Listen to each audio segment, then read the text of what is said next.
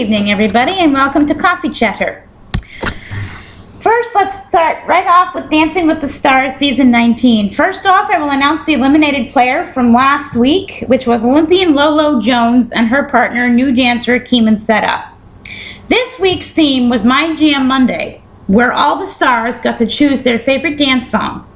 It produced an interesting night with especially equally interesting and surprising scores. Kicking off the night was Randy and Karina with a cha-cha. His hips were a little too rigid, but he gave it a good try considering he's not used to dancing. He was given a 28, which is a 3-point drop from last week's 31. Next up was Janelle Parrish and her partner Val with a foxtrot to Call Me Maybe. The dance actually surprised me, as I never thought of pairing this song with a slow dance like a foxtrot. It was a good, creative routine that produced some pretty nice moves. She had some footing issues, however. She was given a score of 34, a 5-point jump from last week's 29. Leah and Artem had the highest score of the evening with her interesting jive. She was a little rigid at the beginning and her knees could be a little looser, but she got better as the dance progressed, earning herself the top position at the leaderboard for this week, with a score of 35, increasing her score by 3 points from last week. Michael and Emma danced next, introducing us to a NASCAR driver's version of a samba, and he better not quit his day job. He was very stiff once again and totally lost, but it was an entertaining bikini-themed concept. His score was the lowest of the night at 24, losing a point from last week. He is at the bottom of this week's leaderboard. Tavis and Sharna danced a cha-cha amid a very chaotic week of traveling. It had good rhythm but not a lot of hip action that you'd expect to see in a cha-cha. He was given a 28, a common score for this evening's performances. He dropped 1 point from last week. Alfonso and Whitney danced a samba to a Will Smith hit. It was an interesting approach and a decent dance, but he was given a 32, which is a 4-point drop from last week. Bethany and Derek had a foxtrot tonight, and Bethany did a good job considering her ankle was bothering her most of the week and into today. She was given a 33, only gaining 1 point from last week's score. The most shocking transformation of the night has to be 72-year-old Betsy Johnson, who last week was known as the crazy scary lady that can't dance. This week, she was given a graceful dance, the foxtrot. It was a little sloppy due to her being old and slow, but it was a lot better than last week's performance. She was given a 28, a large 8-point jump from last week's 20. Antonio and Cheryl had the only sexy dance of the evening, the rumba. It was a nice dance that was a little shaky in some areas. Considering it is only week 2 and the rumba usually doesn't appear until week 4 or 5, I was impressed. Rumba is not an easy dance. He was given a 31, a 6-point jump from last week. Tommy and Peta gave a stunning performance to a song called Higher. How fitting. A fast fun fact about him, he is the oldest on the show at the age of 76. For someone his age, his salsa was spot on. He was given a 28 as well, a 1-point increase from last week's score. Jonathan and Allison performed a cha-cha tonight. It was a very interesting concept with good moves. Now, tonight is obviously last night, but when I was typing it, I was thinking it was tonight. But none of them were of the cha-cha nature. His score was a 30, the same he got last week, making him the only dancer that got the same score. Ending out the evening was country sweetheart Sadie Robertson and her partner Mark. They were all alone with their jazz routine to a country song.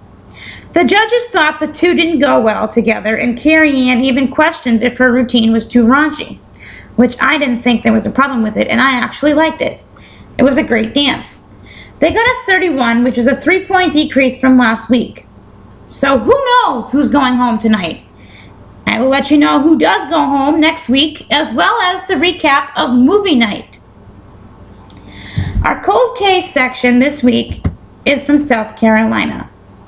SLED and the KC Department of Public Safety are currently investigating the attempted murder of Officer Ron Bird on September 13, 2000. Officer Bird was attacked and shot while working security at Rocco Tank, located at 1839 Dunbar Street in KC, South Carolina.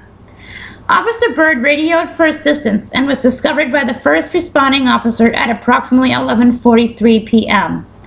Please email coldcase@sled.sc.gov if you have information.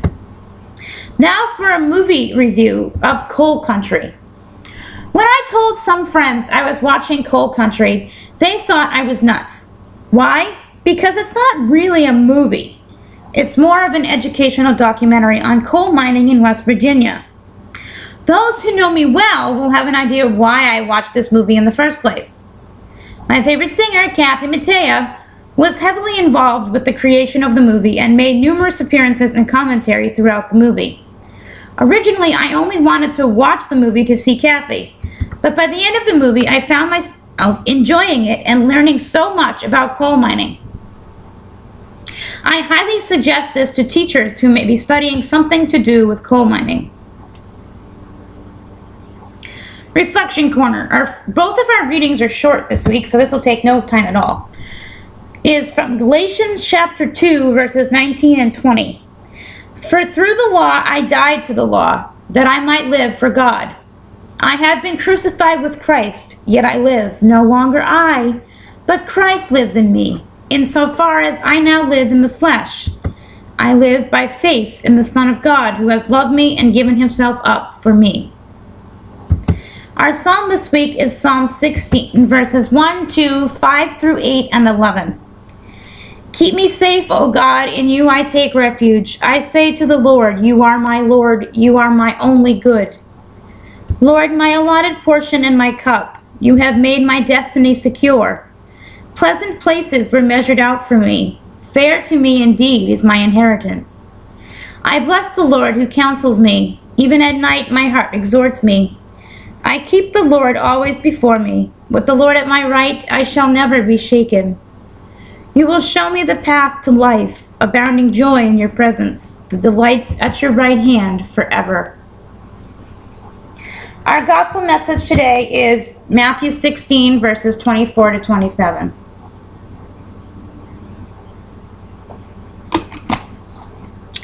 Then Jesus said to his disciples, whoever wishes to come after me must deny himself, take up his cross, and follow me. For whoever wishes to save his life will lose it, but whoever loses his life for my sake will find it. What profit would there be for one to gain the whole world and forfeit his life? For the Son of Man will come with his angels in his Father's glory, and then he will repay everyone according to his conduct. Two very short readings this week to reflect on, but powerful. They once again go together. They both talk about what it means to be a Christian, and more specifically, a Catholic. And that is to always follow Christ. It's easy to follow his ways when everything is running smoothly, right? But Jesus expects us to follow him when things are going right. It's when our world seems to be crashing down that he wants us to still follow him. Being a Christian is very similar to the wedding vows we say when we get married. As Christians, Catholics, we're supposed to follow Jesus and his ways when we're rich in life and when we're poor in spirit, when we're sick and when we're healthy, until God calls us home. And he will call us by name. And if we follow his ways, he will hopefully say to us, well done, good and faithful servant. The following three saints that we'll discuss and learn about have lived their rules all their lives, and that is why they are part of our Saint Corner. The first saint is the most popular, and that is Padre Pio. Padre Pio is better known as Francesco Porgione. He was a stigmatic who was born on May 25, 1887, in the town of Petrosina, Italy. He was the fourth child of Grazio and Peppa di Nuzio. He had a vocation for monastic life from early childhood. At the age of 16, he left home and entered the novitiate of the Capuchin friars, where he took the name Pio. Soon he made solemn vows and he was ordained in 1910. During his schooling, he experienced pain and illness, but he did not show it. The longest period of his illness lasted from May 1909 until February of 1916. He often returned home to strengthen his health. Apart from illness, he also suffered spiritually. In 1914, he was sent to the monastery in San Giovanni Rotondo. This was a time of particular spiritual growth for him. During a Thanksgiving after a Holy Mass on September 20th, 1918, bleeding wounds appeared on his hands, feet, and side. He had previously received the stigmata, but then they had disappeared after some time. The stigmata that appeared this time stayed with him until the end of his life. Padre Pio never sought or wanted the extraordinary phenomena God granted upon him. Padre Pio gained fame as a great confessor and spiritual guide. Thanks to him, many people were converted and took the Holy Communion. San Giovanni Rotondo had no hospital. It had been founded in 1925 in the former Poor Clares Nunnery, but destroyed by an earthquake in 1938. Padre Pio decided to build a large hospital named House for the relief of suffering. He put forward the idea in 1940, and the project's implementation started soon after. Padre Pio died on September 23, 1968. He was beatified by John Paul II in 1999, and in 2002 he was canonized a saint. As a stigmatic, Padre Pio knew all about suffering. He was one of the chosen few who understood that suffering brings one closer to God. A modern hospital called the House for Relief of Suffering was his life's work. The idea of building a hospital came upon him suddenly on January 9, 1940. Padre Pio took out a golden coin that he received from a pilgrim, placed it on the table in front of his friends, and said, "Can I be the first one who makes a donation for a hospital?" In the middle of 1990, at the initiative of people from different Polish cities, the founding committee of the Padre Pio Charitable Society was established. The society's goals include helping the sick, suffering, and destitute, developing cooperation with charity institutions and welfare centers, and building brotherly bonds with the poorest and the needy. Regional branches have been created throughout Poland. Our next saint is Saint Thecla. Thecla was a disciple of Paul, born in Iconium. The story of Thecla is told in the Acts of Paul and Thecla, an apocryphal book that was written around 180. According to the legend, Thecla, a beautiful young woman, was introduced to the gospel during the Apostle Paul's first missionary journey through Asia Minor. Thecla was so moved by Paul's preaching that she broke off her marriage engagement to become one of Paul's disciples. Her fiancé, angered by the rejection, stirred the townspeople's fear of Christianity and succeeded in having Paul tortured and driven from the city. As a lesson to other women of Iconium, Thecla was burned at the stake. Those who witnessed the spectacle watched in disbelief as the flames failed to touch her, and a sudden storm extinguished the fire. Thecla followed Paul to Antioch, where her beauty brought the unwanted attention of a local judge. Ignoring the protest, the judge tried to kiss Thecla, but she fought back, ripping his coat and removing his crown. Humiliated, the judge had her thrown to the lions. Again, she was saved by a miracle and escaped unharmed. All who witnessed the miracle asked Thecla to teach them about Jesus. Thecla rejoined Paul in Myra, and he commissioned her to teach the word of the Lord. A bright cloud guided Thecla on her missionary journey, and eventually led her to a mountaintop cave, where she remained for 72 years. People from many countries came to the mountain to learn from her and to be healed by her. Thecla died at the age of 90 and was laid to rest near the tomb of Paul. Since Thecla's time, countless people have spent their lives as missionaries in foreign lands, bringing the word of God to others. The Lowenbergs of Minnesota are just one couple that has answered the call. Minnesota World Missions, Doug and Corinne Lowenberg, have served in Ethiopia since 1998. Both work at the Assemblies of God Bible College, known as the Addis Ababa Bible College. The college, which was established in 1994, has about 120 students and seeks to train pastors, evangelists, and missionaries for work in Ethiopia and the Horn of Africa. Produce Spirit-empowered leaders to serve as witnesses for the Lord and establish churches in remote areas of the country. On the weekends, the Lowenbergs often travel to various towns and villages throughout the country. Pray for the safety of this dedicated couple as they endeavor to bring Christianity to millions of Ethiopians. And our last saint of the day is the good old Irish saint Adamnan of Iona. Adamnan was an abbot of Iona. A relative of the great Irish Saint Columba, Adamnan lived as a monk in his native Donegal and later as the island monastery of Iona, where he became abbot. He was known for his great piety as well as stamina. It is said that he personally cut down enough trees to build 12 boats for the monks of Iona. Also, an accomplished writer, Adamnan produced a biography of St. Columba and the Lotus Sanctus, a description of the Holy Land. It is for his work as a diplomat and peacemaker, however, for which Adamnan is most revered. In the early 680s, Adamnan won the trust of Adalfrith, heir to the throne of Northumbria, in what is now Britain. The two men met when Adalmurth was taking refuge on Iona during a dispute over the royal succession. In 686, after Adfrith became king, Adamnan was sent to Northumbria to negotiate for the release of 60 Irishmen who had been kidnapped. 2 years later, the abbot crossed the sea again to visit the monasteries of Britain, where he met the historian Bede, who described Adamnan as a good and wise man and remarkably learned in the Holy Scriptures. Returning to an Ireland plagued by warfare, Adamnan devoted his energies to relief for the defenseless. At the Council of Birr in 697, Adamnan urged them to adopt a law forbidding the killing of or imprisonment of children, women, and members of the clergy.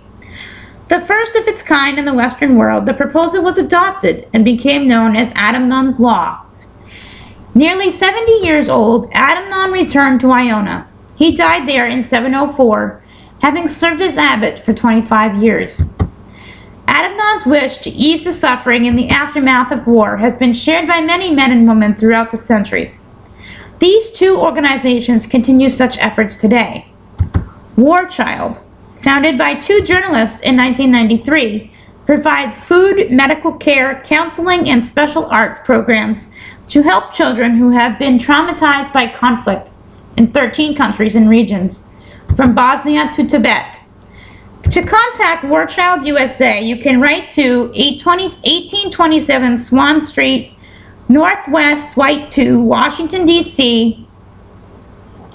20009, or for those that are a little bit more on the electronic side, you can visit www.warchildusa.org. Also, still in place long after conflicts have ended, landmines continue to kill innocent people, including children. Landmine Clearance International aids victims of landmines and promotes the safe removal of landmines. To help, write to Landmines Clearance International at Box 6622, McLean, Virginia 22106. Or you can call them at 301-526-2331. Or, again, go to www.lci-usa.org. Pray for the leaders throughout the world that they will find the wisdom and the mercy to bring about lasting peace. Our closing prayer is a contemporary prayer based on the prayer of Saint Adamnan. O most holy heart of Jesus, fountain of every blessing, I adore you, I love you, and with lively sorrow for my sins, I offer you this poor heart of mine. Make me humble, patient, pure, and wholly obedient to your will. Grant, good Jesus, that I may live in you and for you. Protect me in the midst of danger. Comfort me in my afflictions. Give me health of body, assistance in my temporal needs, your blessing on all that I do, and the grace of a holy death. Amen. This week's fan of the week was, once again, Laura Cromlin, smart little cookie that she is. And this week's answer was Thailand. I will see you next week for a recap of movie night and lots of other fun stuff.